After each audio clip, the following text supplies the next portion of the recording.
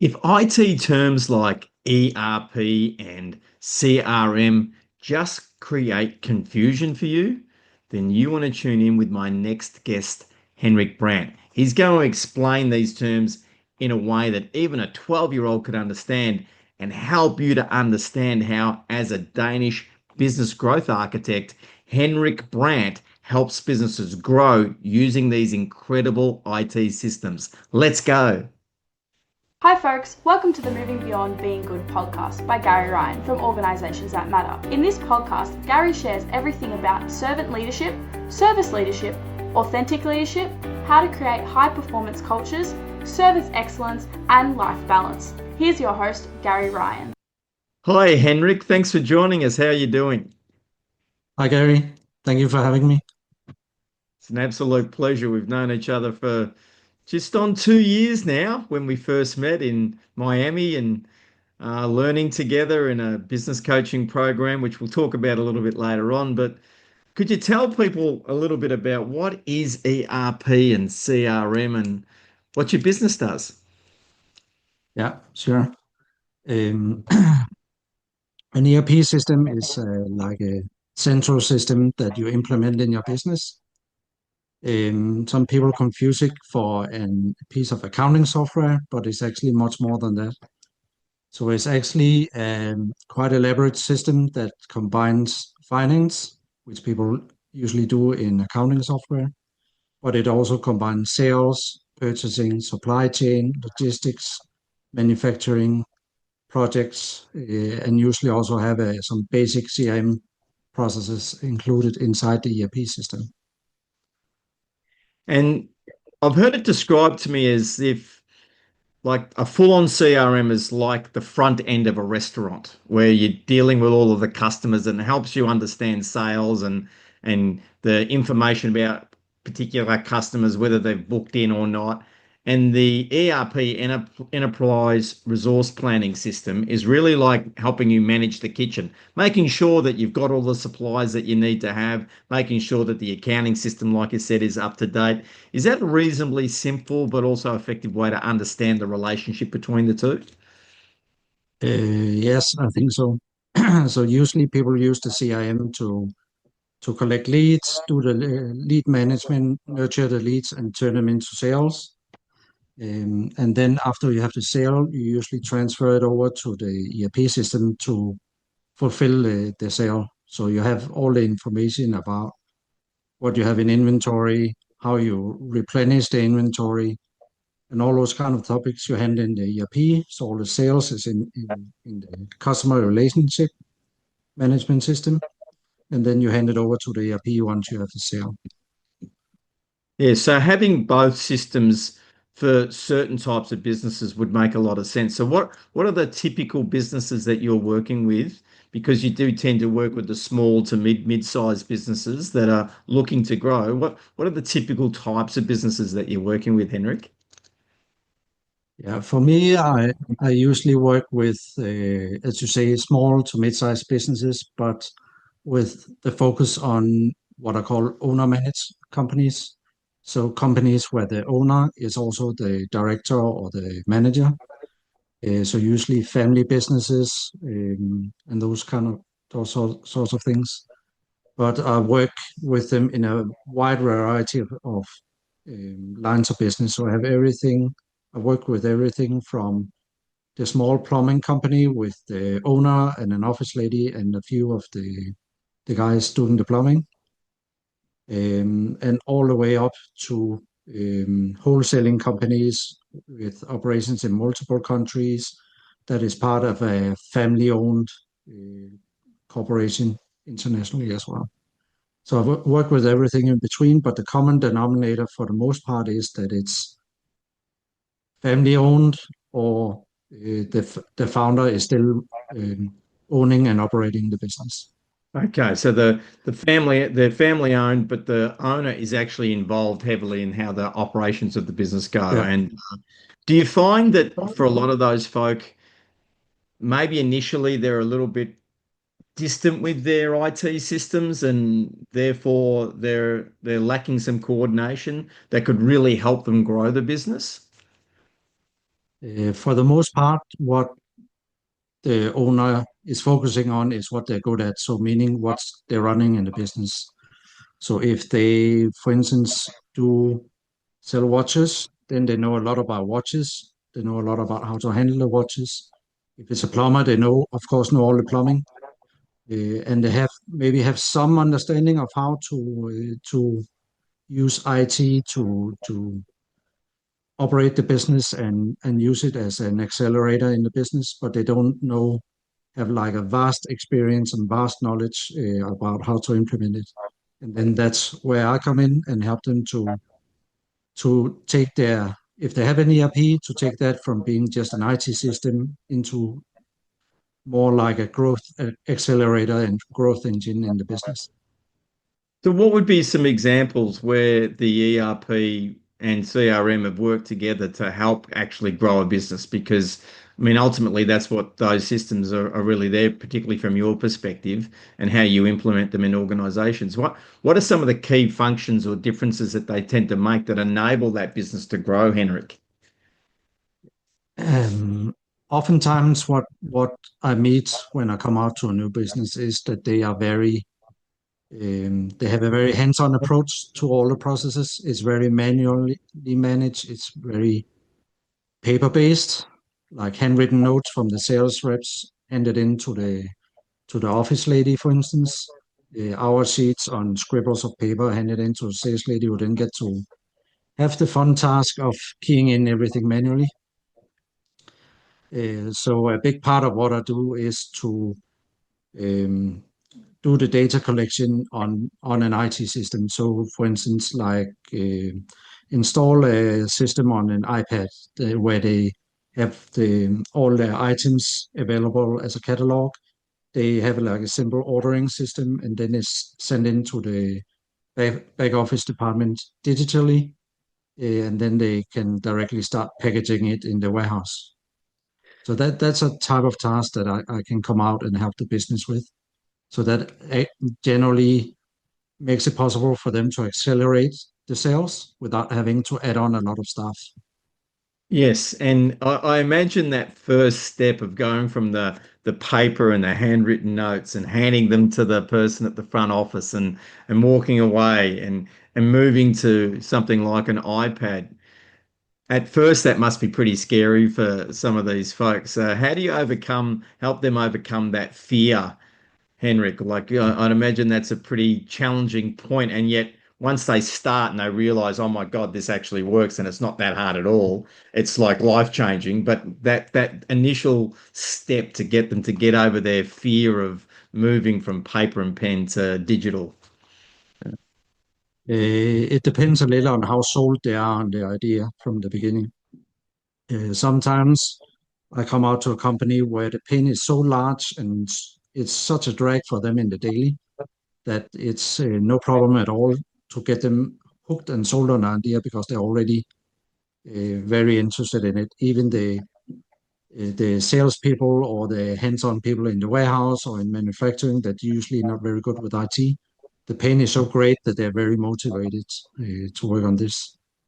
And then there's other times when I come out where there's a lot of reluctance, a lot of, let's say, holding back and resistance in the organization, where then it becomes a longer process with selling the idea internally in the company, managing the change, managing the people, convincing and explaining what the benefit is before we really can gain traction on making some real changes that will help them in the daily operations. And with you being based in Denmark, is there a general pattern of Danish people when it comes to making this move? Are Danish people generally up to speed with IT and very excited about being up to the whatever the modern systems are, or are they more traditional and therefore you have to help guide them along the way? Do they land in either camp or it's a bit of both? It's a bit of both. Um, Generally, if you look at the younger generations, they are grown up with a lot of IT, like mobile phones, doing everything, so they're easy to get on to using apps for instance, for collecting sales and sending it in. But then there can be the older generations where they are very ingrained with the old approach with the paper sheets for filling in the order forms. That can be quite a challenge to sell it sometimes. And then sometimes you're surprised that even the older generation with 40 years in doing it that way are very fast to adopt. Um, so yeah, it can be either or. Some are very fast to adopt, some are very slow. So sometimes it's a not just an IT task to roll out stuff like this, but it's also very much a consulting and coaching and management task to help the business to do this. Oh, and change management, of course, because it is a significant process change for most businesses when they're moving from pen and paper to using a digital system. And as a result of that, have you got some examples where, like the as a growth architect, a business growth architect, Henrik, that the results have just really blown the business owners' minds? Like they were hoping to be able to get some growth through a change like this, but to actually get the growth really surprised them and in a really pleasant way. Um, I think I have many stories about what have happened, but I think the one that has generated most explosive growth is a company local here from my hometown, where we moved it from 5 people in the business and a relative healthy business with a healthy turnover, but we grew them up to 9-figure turnover.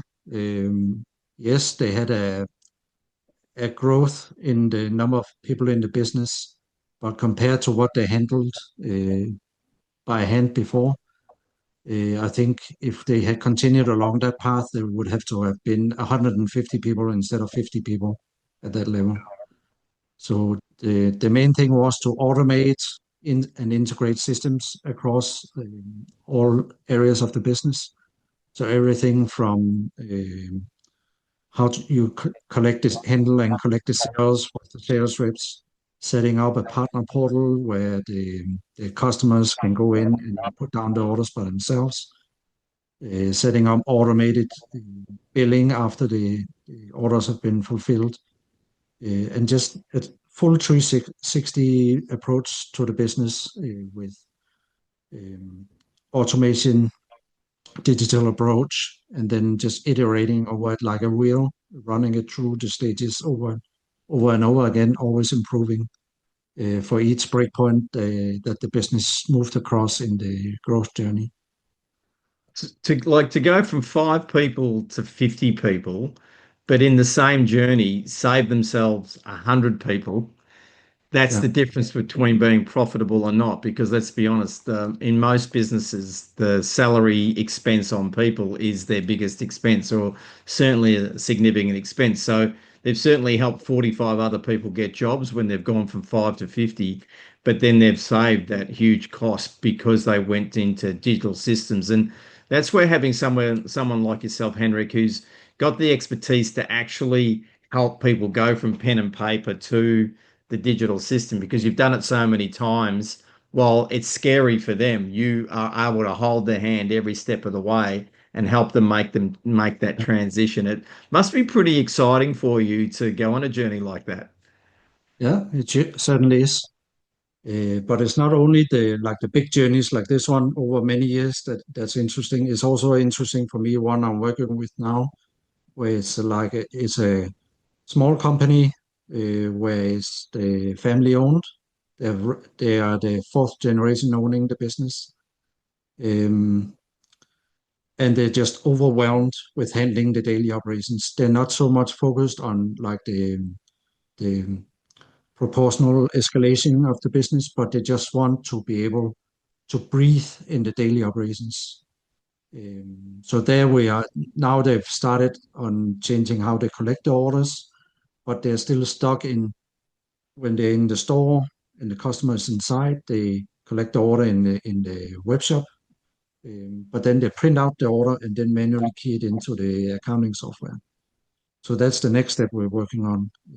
So there's still just a small store like that can get a huge benefit just from releasing time from pushing paper around in the business, um, and then having all the data just flow through and releasing time for generating more value instead of just keying in stuff. And Yes, similarly, yes, I've also had some discussion with them about how they handle appraisals and stuff where they were very kind and went out and did free appraisals to potential customers, and then they ended up appraising stuff that was sold online instead on yes, Facebook Marketplace. yeah. So I'll also start talking to them about those kind of topics, how they can free up time and how they can improve on other topics than just the ERP and the IT. And Henrik, do you ever have scenarios where people say, but my business is really unique. This sort of ERP system won't work for us because we have to do it this old-fashioned way because we're so unique. Have you ever Yeah, had folk come across with that and then they've discovered that's usually where we start. that's usually where we start. Oh, but it won't work for me. Yeah, it won't work for me to be in a standard system because this and that and this. Yes, This is very special business. And then when you boil it down, no matter if you sell watches or you sell bike helmets or you sell paintings and carpets or you sell service work, there's a lot of stuff that's basic in general that everyone can benefit from. yeah. So And as we start working with going through how they operate the business, what their needs are, what their pains are, usually a lot of the same. um it works to pull on some of the same levers in all kinds of different businesses. And one of the things that you have that's an extra layer to your business growth architect expertise is that symbol that's sitting on your right shoulder on the screen, which is being Yeah. 10x certified. And we're both colleagues as 10x business coaches and being certified as that. Do you want to talk with folks a little bit about what that means and what that brings to the perspective you bring to the ERP introduction to businesses, but it's more than ERP because you've also got this certification that helps you understand how businesses really fundamentally need to grow. Um, when I joined the 10x community, my focus was mainly on learning how to grow and develop my own business. But then over time, I started to incorporate it in how I approach my customers, how I work with the IT projects at the customer. And it unlocked a totally new dimension on how to not alone to do the sales to the customers, how to handle all the process up to closing the sale, but also how to sell the ideas, how to manage the changes inside the business. And also, as I got around and started talking to them about other topics, like I saw around the business, I also saw some changes on how they approach it internally, not only with the IT. So it's a quite unique combination that we don't see a lot out in the marketplace. I've been 2 decades in the ERP business, working with businesses, and usually I've only talked about IT, like the hardcore IT topics. But I actually see that businesses are benefiting and very interested in talking about other approaches as well and other topics as well. So for me, it's a quite unique and quite beneficial combination. 100%. Just helping people understand how obscure they are and getting out of obscurity and you've had some of that experience yourself, like learning how to say yes to things to be seen in the public more. And there's no point being the best kept secret, which a lot of these businesses are. They're Yeah. fantastic businesses, but in fact only a small number of people know about them. So the marketing understanding that 10x brings and the willingness to actually get out into the marketplace and let people know and even just ask the question, who do you know that would benefit from my services? It's amazing how powerful that is, but yet so many business owners don't ask questions like that because they don't think to ask them. Yeah, it essentially it's not very advanced. It's basic questions, it's basic approaches, but just applying them at the right times and with the right angles in the phrasing that makes a huge difference. Yeah. And And sometimes closing the sales is also just a matter about asking for the sale. yeah, yeah. And that's one of the things that, being both a business coach and helping these businesses, the small to mid-sized businesses in Denmark to actually implement the ERP systems, potentially with CRM's functionality as well. There must be moments when it's like you're driving home from being with one of these clients, or you've just got off a call from and Henrik, it's just like yes, like that part of the puzzle just dropped for them. Have you got an example where it's like, you were so excited because it's like finally we had the penny drop and they've got the benefits happening? Uh, in general, it's not so much when I have a technical breakthrough, when I get them to realize something I've been saying to them for a long time, that it finally makes sense for them. When I see that expression change, then that's a very good day for me. And that is one of the best things about my business is when I can really make a change and move the needle for the business, not just to implement the IT system, but really make a big change that solves a big issue for them in their business. Oh yeah, it's so awesome when the customer goes, I get it. I get it. It makes sense now. I know how to apply this in my business. It's like I can see how it fits in the puzzle. It's like, yes, it's time to go. Let's go. And of course then they push through that flat part of the exponential curve of growth. And it's one of the things I explain a lot to business owners is that an exponential curve, if I've got one right here, is the facts are you never get to the curve part without going through the flat bit first. Yeah. It's just a reality of an exponential curve, right? You have to go through the flat bit first. The challenge is for a lot of the time, we just don't know how long that is. And with your expertise and my expertise, we try to help people shorten the flat part. But the truth is, this is how mathematically an exponential curve works. And, what a lot of people do, which is wrong, which is these two lines underneath, is they start something and they're just about to get the benefit and they stop because they go, oh, that's not working. And then they start something else, right? And then they do the same thing and they end up in this cycle of starting and stopping. But the beauty with what you do is you actually help people get through that flat part of the curve so they do start to get the exponential effect. And why it's so important to engage someone like yourself to help through that. What's your perspective on that? Um, Essentially, you can do this by yourself. You can drive this process by yourself, but it's a very uphill battle if it's the first time you do it and you haven't done it before. If you don't have um, some experience on how to handle the changes, on what direction and which way to structure it, and which order to do things in, it can take a very long time to reach the curve going up. So you never really, if you do it yourself, you can actually just work and work and work and work and work and never really gain the momentum that generate the exponential growth. Yeah, it's a bit like when you and I first started driving, we had the book and the map book.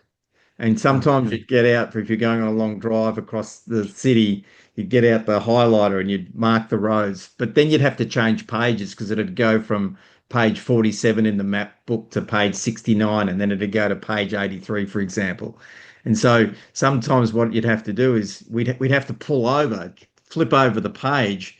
Like you literally would have to stop the car, pull over, and then now double check where you have to go after that. Versus, so that's the person doing it on their own. That's the metaphor, right? yeah, Versus now we've got GPS, and the GPS says, "Hey, you need to turn left in 300 meters, and now you need to go straight for 2 kilometers. And by the way, would you like to save 10 minutes because there's a traffic jam ahead?" And we can, so if you press yes, it'll now turn right at the next intersection, etc.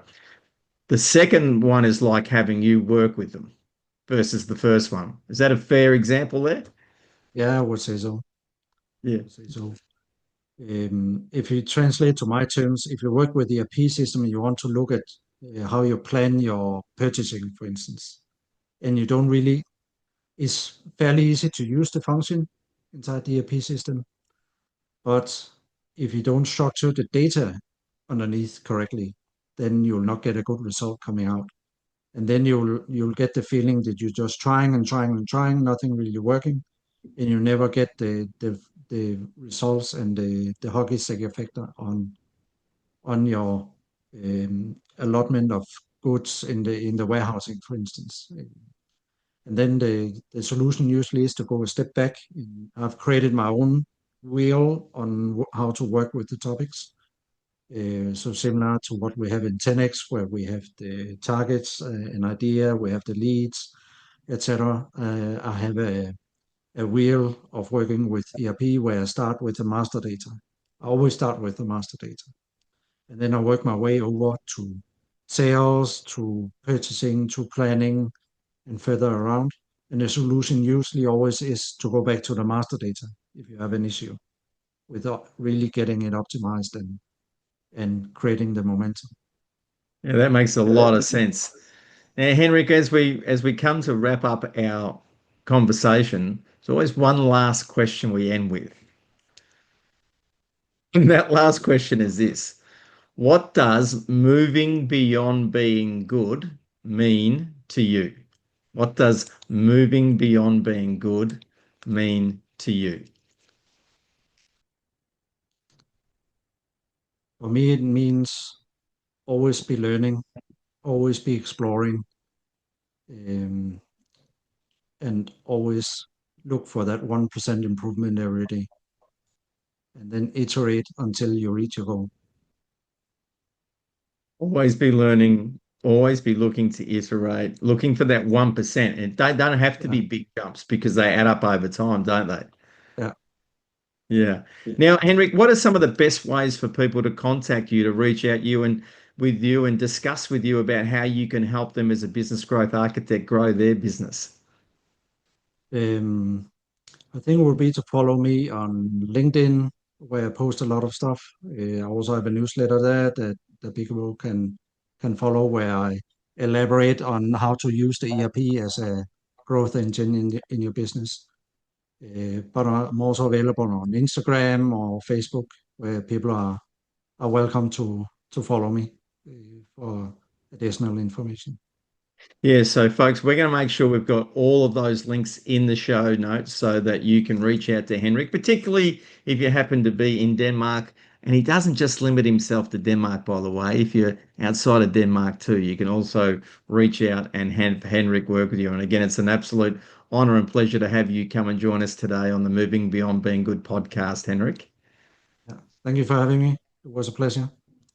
It's absolutely all pleasure's mine. Now, folks, if you're yet to subscribe, it makes a big difference to every single YouTube channel. So please, please, please click on the subscribe button. Make sure you like this episode, add any questions or comments, and of course, share this episode with folks that you would like to help learn more about IT systems, ERP, CRMs, and understand them in a manner that a 12-year-old could understand and apply them in their business. Let's go. Remember, folks, we'd like to have you come back and join us again on the next episode of the Moving Beyond Being Good podcast. I'm Gary Ryan, your host. It's a pleasure having you with us. Let's go.